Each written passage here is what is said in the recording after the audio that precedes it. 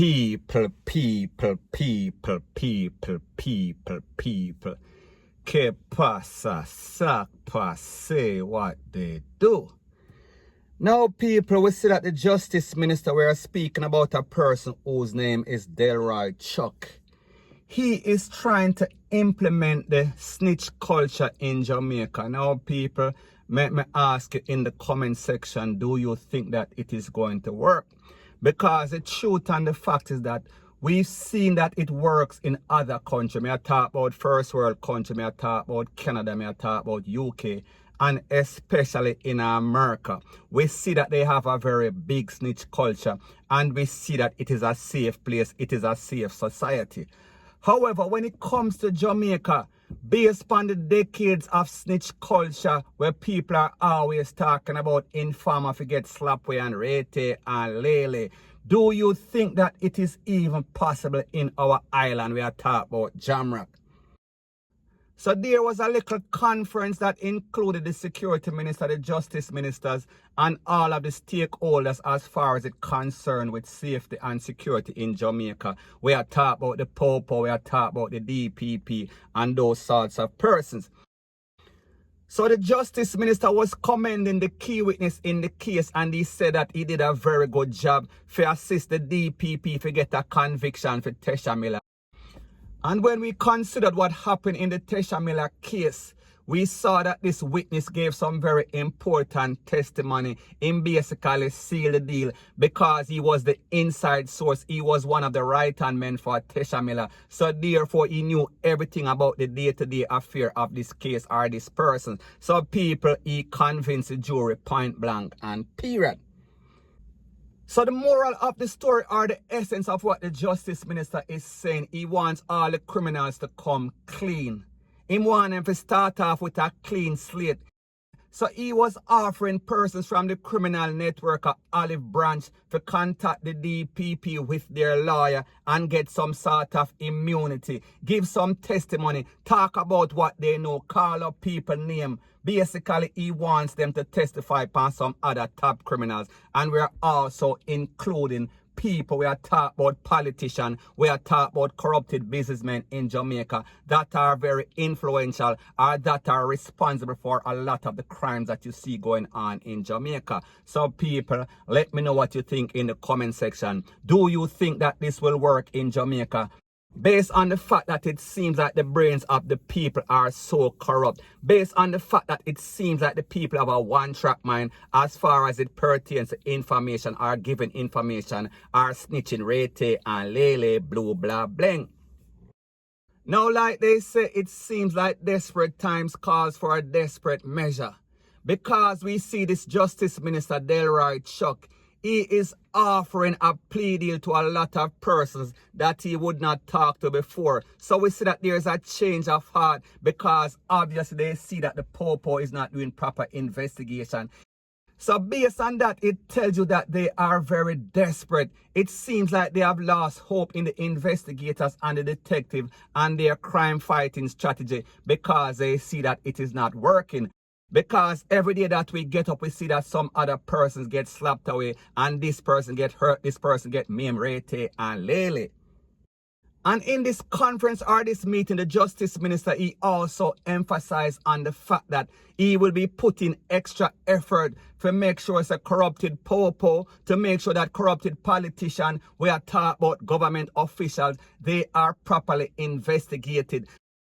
So the essence of his statement or his argument is that he wants persons in the criminal network to call out the corrupted Popo, the politician and government officials that are facilitating and making their job easier. So he must say if you're there in a prison and you was involved in any sort of corruption or any sort of smuggling, you can come to the DPP, you can call the DPP through your lawyer and get some time reduction, get some reduction on your time, get parole, rete and lele. So people like them say, desperate times calls for a desperate measure. But will this work in Jamaica? People, let me know what you think in the comment section.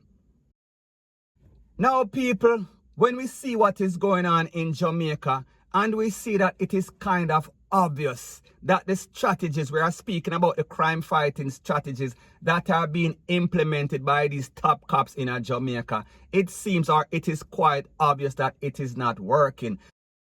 So it seems like Jamaica definitely needs some external help. We are talking about Scotland Yard, we are talking about the FBI, we are talking about the CIA, we are talking about America, we are talking about UK, because definitely based on what we see going on, it is only getting worse and worse every day. It'll get worse, point blank and period. Now when I listen to the arguments of Mr. Delroy Chuck, we have to ask this question: is he practicing what he is preaching? And if he is actually practicing what he is preaching and very serious about crime in Jamaica, we have to ask him this question: why isn't any politician snitching on other politicians?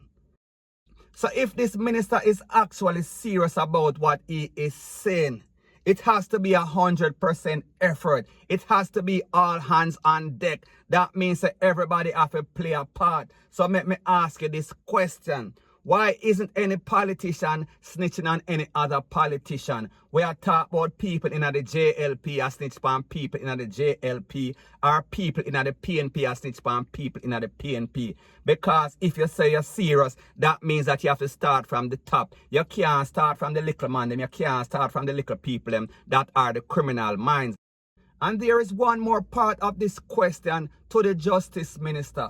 Why is it that even in the small cases, or the small percentage of the time that a politician actually gets charged, it seems like the charge mysteriously get beaten? It seems like he always wins on a technicality, or she always wins on a technicality. Because based on what we've seen in the past, over the past few decades, it seems for some strange reason that the lawyer for this or that politician, he or she, always file a no-case submission to the court and always wins 99.99% of the time. So Mr. Delroy Chuck, are you actually serious? People, let me know what you think in the comment section. And one more question to the Justice Minister is this: why is it that your partner in crime, I am speaking about the Security Minister, we are speaking about Dr. Horace Chang, why is he fighting against Indicom? Why is he taking the side of the Popo Federation versus Indicom when he knows that Indicom is an independent body that is supposed to investigate corruption and all sorts of ABUSE of the Popo? Why does he have a problem with that if he is actually serious about CRIME in Jamaica? People, Mr. Delroy Chuck, let me know what you think in the comment section. People, do you think that they are serious? And the next question: why is it that every popo that gets in any sort of trouble, we are talking about some road cop, why is it that whenever they get in trouble, the Popo Federation affords them the best lawyer that money can buy? We are talking about Tom Tavares Finson, we are talking about Valerie Nita, and we are also speaking about Mr. Bert Samuels. People, do you see the double standard that is going on? Because the truth and the fact is that sometimes some of these popo are so guilty, they are as guilty as sin. However, we see that in almost 80% of the time, or maybe 95% of the time, they are always going to beat this case because there is not going to be any sort of witness, because the people have a genuine fear for the popo. And even if there were witnesses that thought about testifying against the popo, they know that more than likely the strong probability or possibility is that they would end up somewhere in a shallow grave, somewhere in the bushes or in the sea amongst the sharks. People, let me know if you want to see what is going on, because we see that there's a genuine distrust of the popo, especially as it pertains to poor people in Jamaica. And next question I have for the Justice Minister: why don't you make it retroactive for cases in the past? We are talking about corruption in the past that was done by a politician. Why don't you make it retroactive so the DPP or the justice system can basically retry those cases? Since you are so serious about crime in Jamaica, make it retroactive. Therefore, whoever have some big case in the past will basically them beat it on some technicality, call it up back again and make the people them know so you're serious. And even in the cases that exist today, we are speaking about Petrojam, where over $5 billion was missing, or even in the case of Royal Reed, and the next one, Professor Pinnock. People, do you think that the popo is actually serious? And the next question to the Justice Minister, why does it seem like the DPP or the prosecution place less emphasis or put less effort as it pertains to cases involving rich people? We are talking about, for example, the X6 case. It seems like they are always fumbling the ball. It seems like they are always showing them worst side. It seems as if they are very irresponsible and negligent as it pertains to rich people in Jamaica. And even in the worst case scenario, it seems like those persons are always going to beat this case pana technicality, point blank and period. So anyways, people, that is my views on the whole thing as it pertains to that. And like me say, it is just my views and opinion. It is not the gospel. Your views and opinion can be respectfully different from mine. But let me know what you think in the comment section. Bless up.